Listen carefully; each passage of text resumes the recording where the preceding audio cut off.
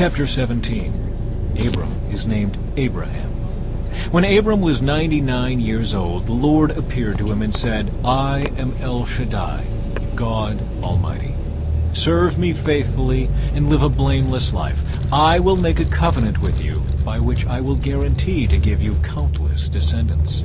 At this, Abram fell face down on the ground. Then God said to him, This is my covenant with you. I will make you the father of a multitude of nations. What's more, I am changing your name. It will no longer be Abram. Instead, you will be called Abraham, for you will be the father of many nations. I will make you extremely fruitful. Your descendants will become many nations, and kings will be among them.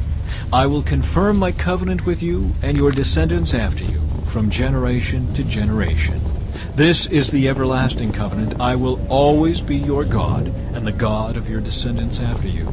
And I will give the entire land of Canaan, where you now live as a foreigner, to you and your descendants. It will be their possession forever, and I will be their God. The mark of the covenant. Then God said to Abraham, Your responsibility is to obey the terms of the covenant. You and all your descendants have this continual responsibility. This is the covenant that you and your descendants must keep. Each male among you must be circumcised. You must cut off the flesh of your foreskin as a sign of the covenant between me and you. From generation to generation, every male child must be circumcised on the 8th day after his birth. This applies not only to members of your family, but also to the servants born in your household and the foreign-born servants whom you have purchased. All must be circumcised. Your bodies will bear the mark of my everlasting covenant. Any male who fails to be circumcised will be cut off from the covenant family for breaking the covenant. Sarai is named Sarah.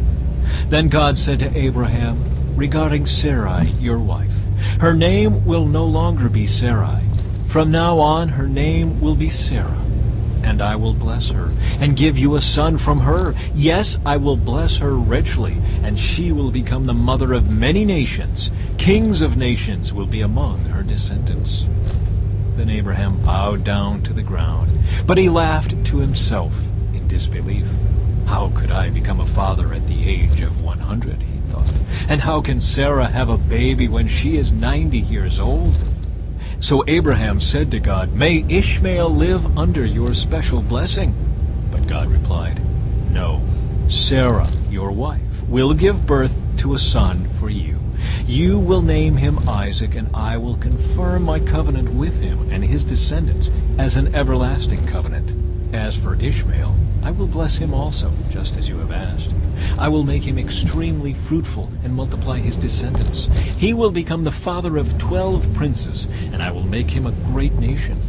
But my covenant will be confirmed with Isaac, who will be born to you and Sarah about this time next year.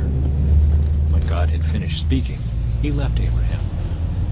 On that very day, Abraham took his son Ishmael and every male in his household, including those born there and those he had bought.